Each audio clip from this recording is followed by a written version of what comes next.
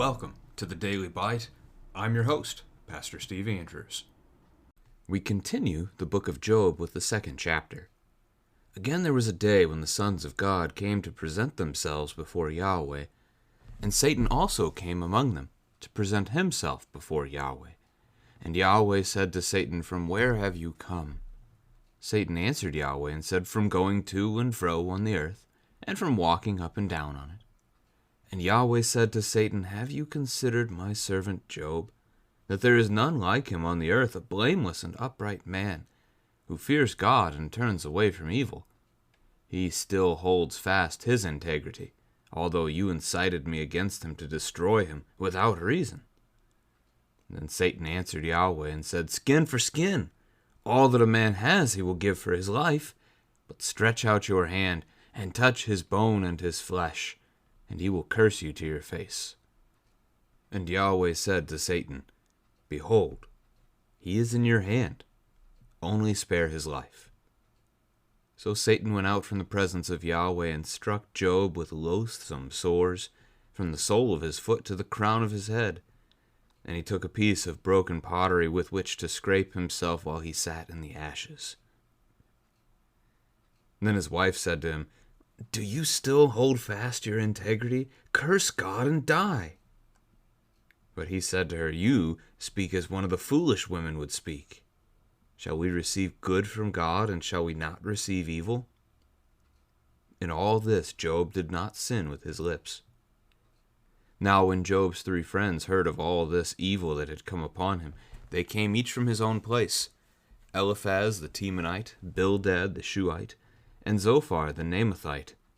They made an appointment together to come to show him sympathy and comfort him. And when they saw him from a distance, they did not recognize him. And they raised their voices and wept, and they tore their robes and sprinkled dust on their heads toward heaven. And they sat with him on the ground 7 days and 7 nights. And no one spoke a word to him, for they saw that his suffering was very great. This is the word of the Lord. Now the text begins with that word again, and the first whole paragraph is almost identical to what we read at the start of not the start, but the early part of chapter 1 yesterday. The start introduced us to Job for the first time. So we have a day where the angels, the sons of God, present themselves before Yahweh. We don't know anything about this, right? Is this a regular occurrence? Does God regularly summon his angels to come to him like a king summons his servants? Is it daily? Is it weekly? Is it monthly? We have no idea what this looks like or how this works. But we do see it here, right? So this is an illustration to us of something about the heavenly courtroom. So that's a neat detail to know. And Satan also comes and presents himself before Yahweh. Now that could be, again, a neat detail to know, that even the demons must present themselves before their master, the one who has created them in the first place. You could turn this into a question for your children in this section. So you can tell your children first that Satan is an angel, that God created Satan. And then you can ask, if Satan is an angel too, why does God describe him differently? Why does he not just call him one of the sons of God? And that would be because Satan has rebelled against God. He no longer is a son of God. Just as the other angels who went with him, which if we take the number from the book of Revelation, we would say 1/3 of the stars of heaven were swept down with him. So we would be looking at 1/3 of the angels. Now, Revelation has a lot of metaphorical language in it, so it is possible that it's not actually 1/3, in which case the figurative speech there would be the idea that it was a minority of the angels, a significant number, but a minority, that those who sided with the Lord are greater than those who abandoned God and rebelled. So Could be a third, could be a significant minority. So Satan also comes to present himself before Yahweh. Again, this name Satan means the accuser, and it sets up a courtroom picture that we'll see later on in the book as well. The verses 2 and 3 start out almost identical except for the very last word from God. So God asks Satan where he has come from. Satan answers, going to and fro, walking up and down. So God once again questioning Satan. It's not that he doesn't know, but he's giving Satan the opportunity to take responsibility for what he's done.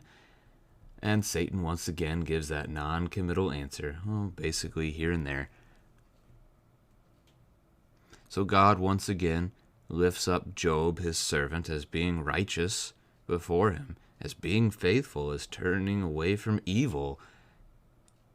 And even after everything Satan has done to him, he still holds fast. He still clings to God. We saw this yesterday, even though you incited me against him to destroy him without a reason. What is Satan up to? Incited God. God is in control. God allowed the devil to make the attack upon Job. Why does Satan want to destroy Job? Well, this says without reason. So I guess that means we don't know.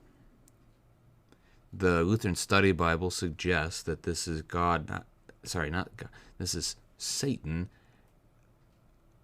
not actually concerned about Job, but rather Satan trying to discredit Yahweh, going after God. It could be just for sport, out of boredom. It could be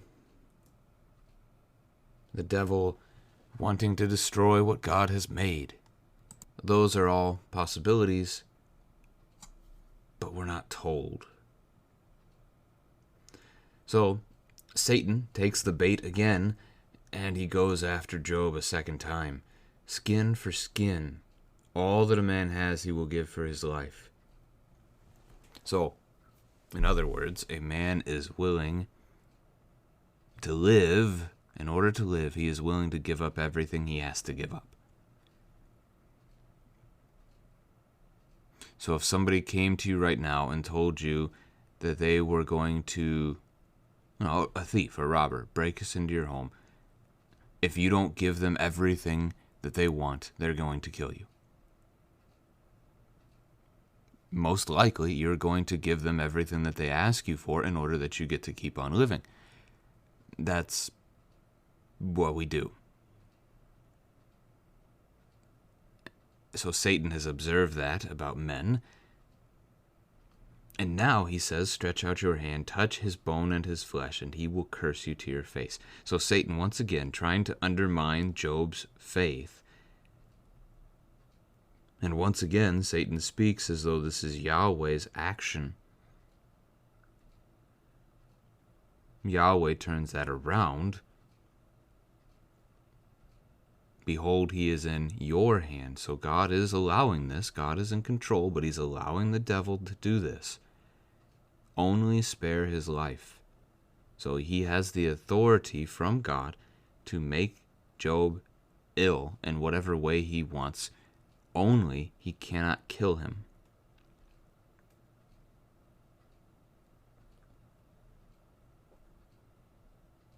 That really wouldn't work out for Satan anyway, right? To kill the faithful one, whether it's Job or if it's someone today, to kill one who is faithful sends them where? That's a question you could talk about with your kids. If the devil killed Job, where would Job go? Job would get to be with God in paradise. So that's not the devil's game. And the devil's got something else typically up his sleeve as he fights against God's creatures. Again, wants to destroy God's creation. He wants to see it suffer. So Satan goes out, strikes Job head to toe with sores. And it's so bad that as Job sits in the ashes, he takes a piece of broken pottery to use as a back scratcher. Although, it could be scratching anything. It's hard to say.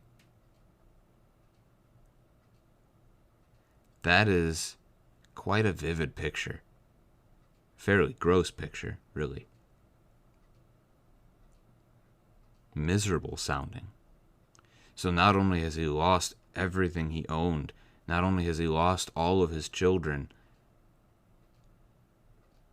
but now his health is gone too. Surely now he will curse God to his face. Well, no, he won't. But right now we see him in ashes. He could still be left in the ashes in his grief from the death of his children and the loss of all that he owned. Or maybe more time has passed. We don't know. The chapter began, again there was a day. It could be that he is now sitting in ashes anew from this new thing.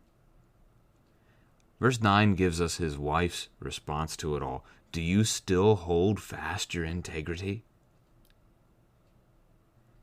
Notice it's the same words that God used. He still holds fast his integrity up in verse 3.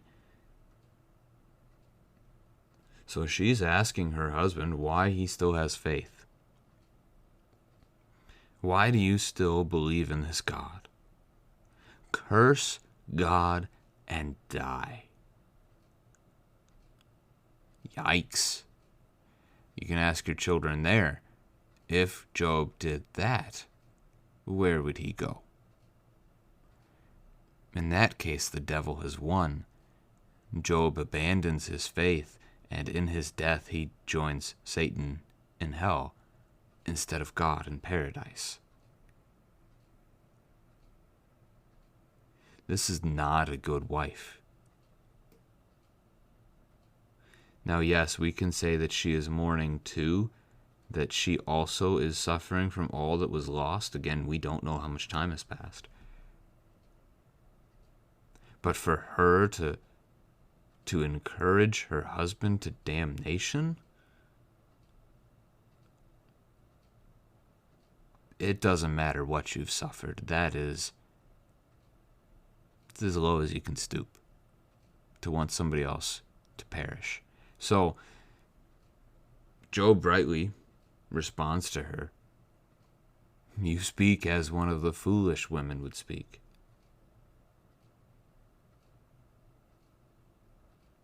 We're not really given much more than that there. There are fools all around us, and she is speaking as a fool. Shall we receive good from God, and shall we not receive evil?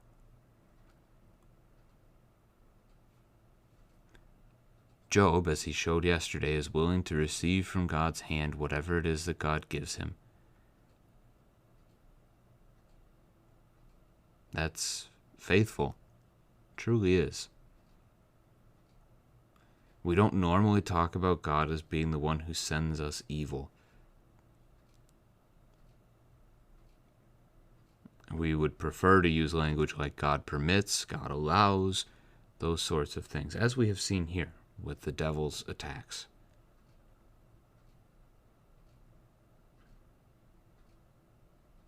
In all of this, Job did not sin with his lips.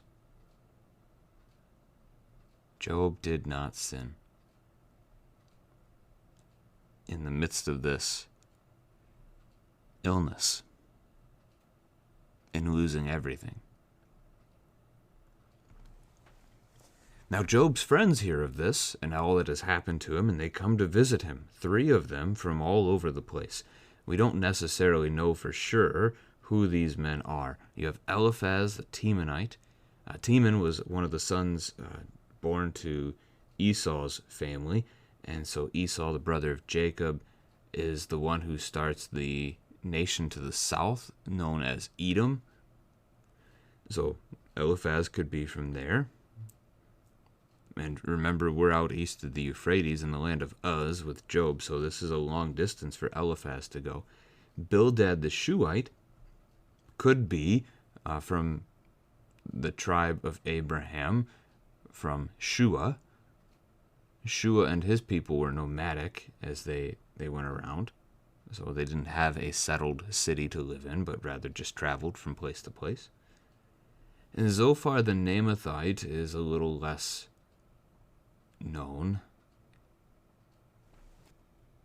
One of Abraham's great-grandchildren. So Abraham has Isaac, who has Jacob, and Jacob has the 12 sons, including Benjamin. One of Benjamin's sons is named Naaman in Genesis chapter 46. So I guess that's a great-great-grandson to Abraham. So that's a possibility for an ancestor here. Going way back in Genesis to Genesis chapter 4, you would read in verse 22 that the sister of Tubal-Cain was Naamah. So there's another possible connection for who this is. One of the other sons of Benjamin, Bela, has a son by the name of Naaman. But Numbers 26 indicates that his clan is called the Naamites, not the Naamathites. So it's hard to say, again, who these three friends necessarily are for sure, but there's some possibilities at least to consider. They've traveled a distance to come and see their friend Job, to show him sympathy and comfort him. Sympathy, as an English word, comes to us out of the Greek language. Sum is with, and I don't remember exactly what the verb is, along the lines of patheo, that gives us the pathy ending, is the idea of suffering. So sympathy literally means suffering with another. And so we see that here. They have come to suffer with their friend. They have come to comfort him however they can.